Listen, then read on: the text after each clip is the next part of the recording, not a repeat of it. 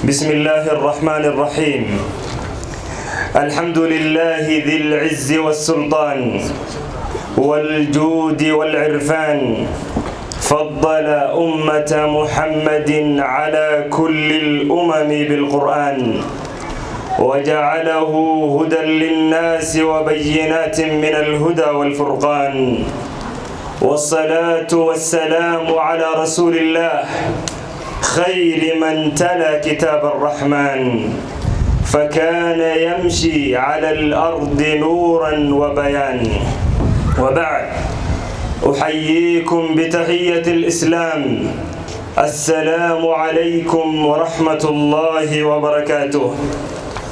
نرحب بكم أجمل الترحاب، وكم يسعدنا ويشرفنا أن نجتمع هنا جميعا على مائدة من موائد القرآن الكريم، لنفتخر بأبنائنا لما حققوه من إنجاز وتميز، فأهلا وسهلا ومرحبا. كلنتي وعن وناكسن دمانتين بو goobjoogayaasha sharafta leh iyo dhammaan inta daawan doontabo.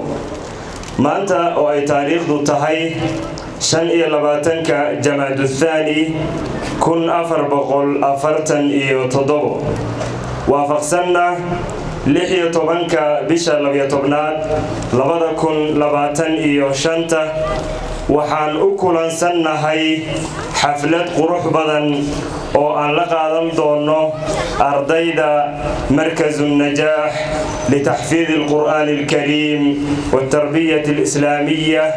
أرضيداس oo isugu jiro kuwa dhameeyay quraanka kariimka ah oo shahaadooyin ku qaadan doono iyo kuwa bartay alqiraa'ah walkitaaba.